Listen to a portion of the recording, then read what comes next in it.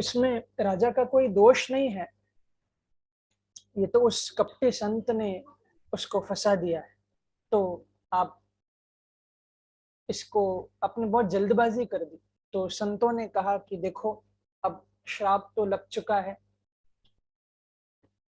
तो इसको तो वापस तो नहीं किया जा सकता, लेकिन हाँ, हम आपको ये जरूर आशीर्वाद देंगे कि आपको प्रभु का दर्शन जरूर होगा जब भी आप अवतार लेंगे तब। तो यही प्रताप भानु जाकर के बने हैं रावण, और इसका जो भाई था अरिमर्दन, यही बना है कुंभकर्ण। और इसके जो मंत्री थे धर्म रुचि, क्योंकि इनकी धर्म में बड़ी रुचि थी, बड़े सलाह अच्छे दिया करते थे, भक्ति भी इनके अंदर थी, तो यही आकर के बने हैं विभीषण। और प्रभु ने आकर के फिर इनको उद्धार किया। आगे फिर और एक अंतिम कथा ये सुना रहे हैं कि मनु और शत्रुपा ये बड़ा घोर तप कर रहे थे, और जब तब से भगवान प्रसन्न हुए, तो भगवान जब सामने आए तो कहा भगवान को कि प्रभु, हम आपके जैसे एक बेटा को चाहते हैं, आप कृपा करें। तो भगवान ने कहा कि मेरे जैसा बेटा तो मैं ही हूं, तो मैं ही आऊंगा।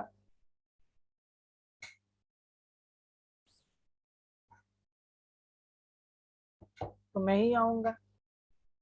तो आशीर्वाद दिया कि आगे जब त्रेता आएगी तब मनु जी आप ही दशरथ बनेंगे, और शत्रुपा आप कौशल्या बनेंगी, और आपके यहाँ मैं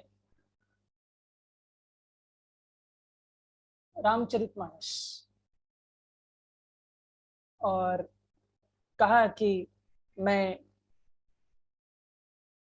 आपके यहाँ अंश सहित अवतार लूंगा, अपने 4 अंश सहित मैं आपके यहाँ अवतार धारण करूंगा, ऐसा आशीर्वाद देकर के भेजा है। यहाँ कहते हैं कि जब ये धरती, जैसे भगवान कृष्ण के अवतार के समय में भूमि बड़ी आक्रांत हो गई थी, तो वैसे ही रावण आदि दुष्टों के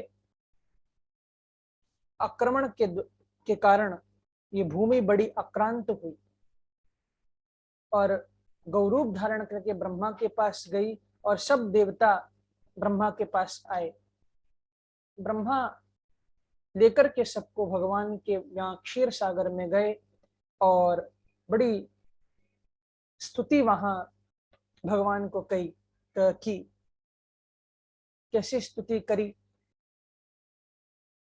कि जय जय सुर नायक, जय सुखदायक, प्रणत पाल भगवंता, गो द्विज हितकारी, जय असुरारी, सिंधु सुता प्रिय कंता, पालन सुर धरनी, अद्भुत करनी, मर्म न जाने कोई, जो सहज कृपाला, दीन दयाला, करौ अनुग्रह सोई, जय जय अविनाशी, सब घटवासी, व्यापक परमानंदा, अभिगत गोतीतां, चरत पुनीतां, माया रहित मुकुंदा, जही लागी बिरागी, अति अनुरागी, विगत मोह मुनि वृंदा, निसी बस बासर ध्यावहि, गुण गण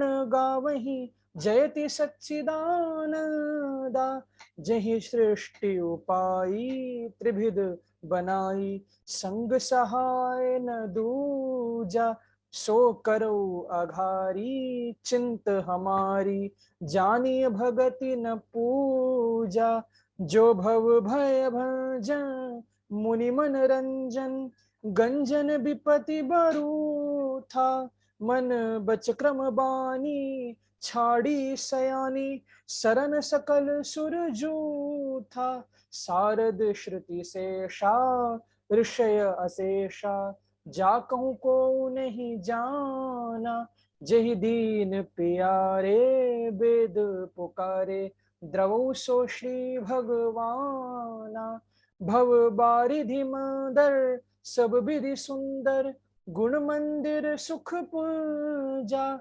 मुनि बसिद्ध सकल सुर, परम भयातुर, नमत नाथ पद कंजा, जान सभय सुर भूमि सुनी, बचन समेत स्नेह, गगन गिरा गंभीर भई, हरनि शोक संदेह।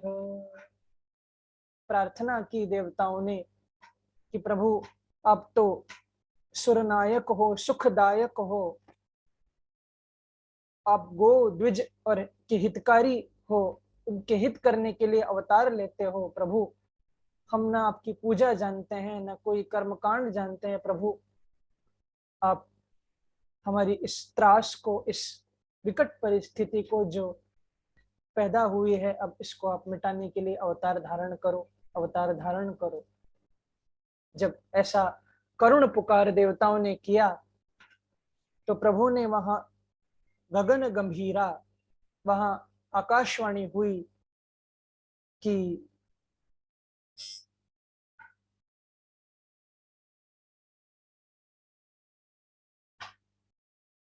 जनि डरपहु मुनि सिद्ध सुरेसा, तुम ही लागी धरी हूं नर बेसा, अनसन सहित मनुज अवतारा, लेहूं दिनकर वंश उदारा। देवताओं आप चिंता मत करो, क्योंकि मैं जल्दी ही नर बेसा, नर का वेश धारण करके अपने अंशों सहित अवतार धारण करने वाला हूं। क्योंकि कश्यप और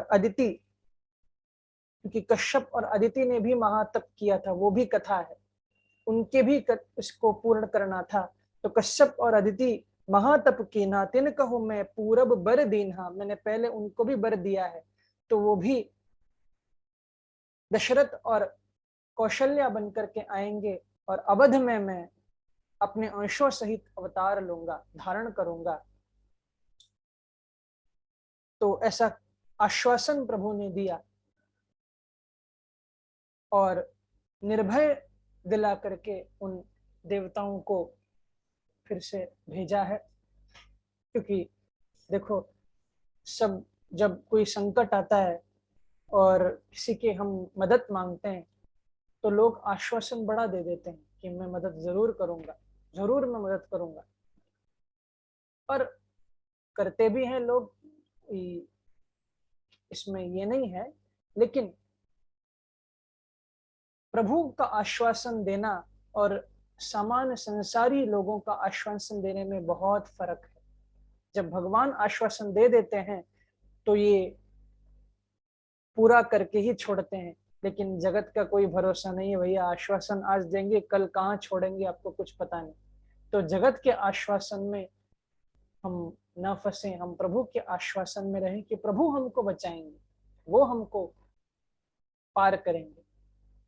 तो आश्वासन दिया है भगवान ने। और कथा को शंकर भगवान और तुलसीदास जी महाराज गोस्वामी जी थोड़ा अवध की ओर लेकर जा रहे हैं। कि कहते हैं कि एक बार भूपति मन माही, एक बार भूपति मन माही, भय गिलानी मोरे सुत नाही, भय गिलानी मोरे सुत नाही, गुरु गृह गयो तुरत मही पाला, गुरु गृह गयो तुरत मही पाला, चरण लागी करी विनय विशाला चरण लागी, करी विनय विशाला। कहते हैं तुलसीदास जी कि एक बार भूपति मन माही, एक बार श्री दशरथ जी के मन में ये ग्लानि हुई, क्योंकि ये इंद्र के पास दशरथ जी गए थे, क्योंकि इंद्र इनको अपना जो सिंह, क्योंकि बड़े प्रतापी राजा थे, चक्रवर्ती सम्राट थे, तो ये इंद्र अपना आधा आसन दशरथ जी को दिया करता था। तो ऐसे ही एक बार आसन देकर के बैठ करके जब दशरथ जी अपने महल में जाने लगे, तो क्या देखा दशरथ, क्योंकि छुप करके देख रहे थे, तो क्या देखा कि वो इंद्र जो दशरथ जी जहां बैठे थे उसको झाड़ा लगा रहा, साफ कर रहा है। तो बड़ी ग्लानि हुई दशरथ जी को, क्योंकि दशरथ जी के कोई बेटा बेटी नहीं थे, तो इसलिए उनको थोड़ा ग्लानि हुई कि शायद मेरी कोई संतान नहीं है, इसलिए ये किया जा रहा है।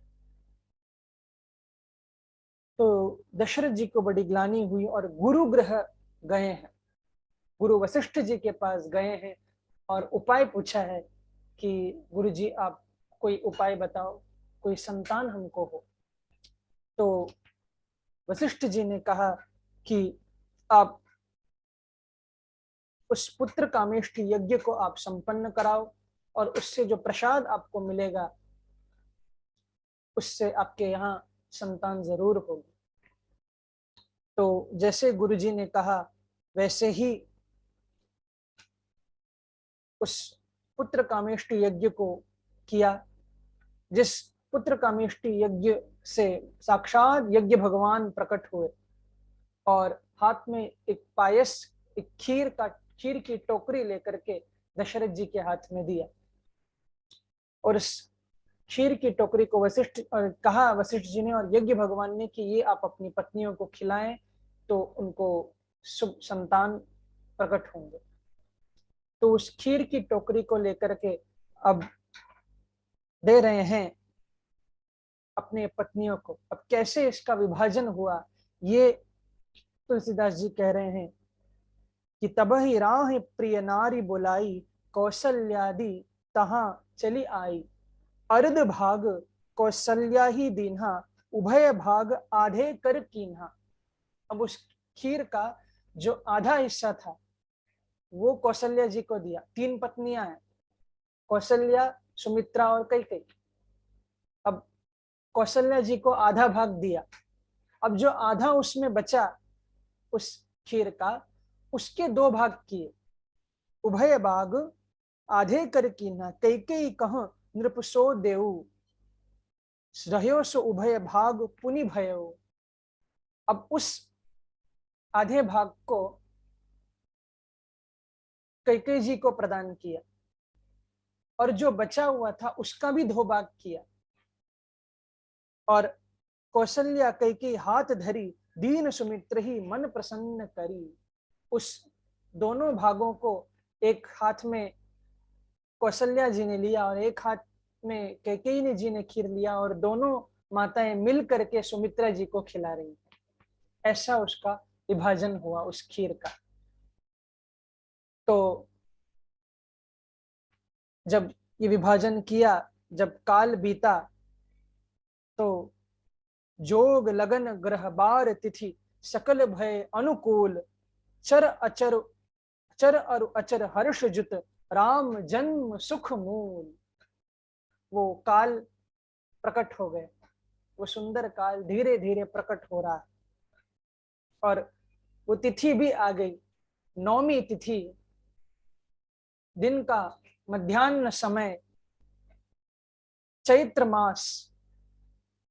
गोस्वामी जी कितना सुंदर गा रहे हैं कि 9वीं तिथि मधुमास पुनीता, 9वीं तिथि मधुमास पुनीता, शुक्ल पक्ष अभिजित हरि प्रीता शुक्ल पक्ष अभिजित हरि प्रीता मध्य दिवस अति शीत न घामा मध्य दिवस अति शीत न घामा पावन काल लोक विश्रामा पावन काल लोक विश्रामा। नवमी तिथि मधुमास माने चैत्र मास शुक्ल पक्ष और अभिजीत मुहूर्त दिन के ठीक 12 बजे शीतल मंद सुरभि बहुबाहु हर्षित सुर संतन मन चाऊ। सुंदर वो हवा चल रही है। मध्य दिवस अति शीत न घामा, ज्यादा ठंडा भी नहीं है ज्यादा गर्म भी नहीं है, बड़ा अनुकूल वो समय हो गया। और ऐसे समय पर अपने अंशों सहित राघवेंद्र सरकार दशरथ जी के यहाँ लाला बन करके अवतार धारण किए हैं। बोल रामचंद्र भगवान की जय। और सुंदर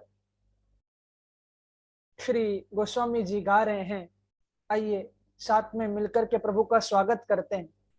कि भय प्रगट कृपाला दीन दयाला कौसल्या हितकारी हर्षित महतारी मुनि मनहारी अद्भुत रूप विचारी लोचन अभिरामा तनु घन श्यामा निज आयुध भुजचारी भूषण बनमाला नैन विशाला शोभा सिंधु का खरारी कई दोई कर जोरी अस्तुति तोरी कही विधि करो अनंता माया गुण ज्ञानातीत अमाना वेद पुराण भनता करुणा सुख सागर सब गुण आगर जहि गावहि श्रुति संता सो मम हित लागी जन अनुरागी भयउ प्रकट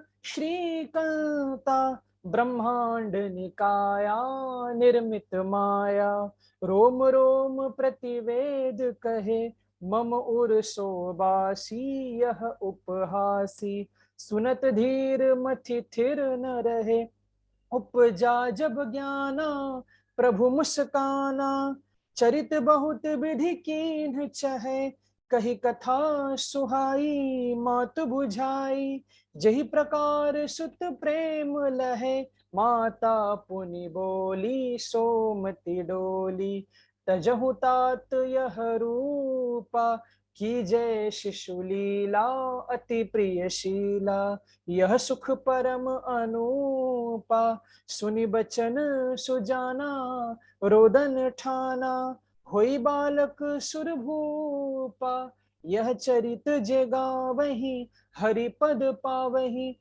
तेन परहि भवकूपा विप्रधेन सुर संत हित लीन मनुज अवतार निज इच्छा निर्मित तनु माया गुण गोपार। बोलो राजा रामचंद्र भगवान की जय। अवध बिहारी सरकार की जय। लक्ष्मण जी महाराज की जय। भरत जी महाराज की जय। शत्रुघ्न जी महाराज की जय। तो इस प्रकार चारों भैया प्रकट हुए हैं वहां, तो थोड़ा बधाई भी हम गा लेते हैं कि प्रगटे हैं चारों भैया अवध में बाजे बधैया। प्रगट हैं चारों भैया अवध में बाजे बधैया। प्रगटे हैं चारों भैया अवध में बाजे बधैया। जगमग जगमग जियरा जलत है जगमग जगमग जियरा जलत है और बाजे शहनैया। हाँ और बाजे शहनैया अवध में बाजे बधैया, प्रगटे हैं चारों भैया, अवध में बाजे बधैया। कौन लुटावे हीरा मोती, कौन लुटावे हीरा मोती, कौन लुटावे रुपैया, हाँ कौन लुटावे रुपैया, अवध में बाजे बधैया, प्रगटे हैं चारों भैया, अवध में बाजे बधैया। मैया लुटावे हीरा मोती, मैया लुटावे हीरा मोती, राजा लुटावे रुपैया, हाँ राजा लुटावे रुपैया, अवध में बाजे बधैया, प्रगटे हैं चारों भैया, अवध में बाजे बधैया, प्रगटे हैं चारों भैया, अवध में बाजे बधैया। अब सबको राम जन्मोत्सव की ढेर सारी शुभकामनाएं। और कल प्रभु इस जो हमने गाया भय प्रकट कृपाला, इसका थोड़ा हम व्याख्यान भी सुनेंगे, इसका क्या भाव है। और कल विशेष, कल राम जी इतने बड़े हो जाएंगे कि कल तो धनुष तोड़ करके सीता जी से विवाह करेंगे। कल सीताराम विवाह का वो कथा भी हम श्रवण करेंगे और कल भी बड़ा आनंद आएगा। समय 9 बजे ही रखते हैं, बराबर है 9 बजे, ठीक है विशाल? ठीक है, तो चेंज रहे तो 9 बोल बजे ही दूंगे, रखते हैं। 9:30 तक। और आइए अब आरती गा करके कथा को विश्राम दें। श्री अवध बिहारी तेरी आरती गाऊं, कनक सिंहासन राजत जोरी, दशरथ नंदन जनक किशोरी, दर्शन कर आनंद मनाऊं, लखन राम सिय शोभा साजे, चरणों में हनुमान विराजे, निरखी निरख छवि मन में बसाऊं, मैं सेवक मेरे नाथ आप हो, हर पल मेरे साथ आप हो, तन मन धन चरणों में चढ़ाऊं, श्री तुलसीदास जी के प्यारे तुम हो, मेरे रघुवर जीवन धन हो, वास सदा चरणों में पाऊं, हे सीताराम तेरी आरती गाऊं, हे राजा राम तेरी आरती गाऊं, श्री अवध बिहारी तेरी आरती गाऊं। बोलो श्री सीताराम चंद्र भगवान की जय, अवध बिहारी सरकार की जय। जय जय श्री राधे, जय जय श्री राधे, जय जय श्री राधे। आज के आनंद की जय हो।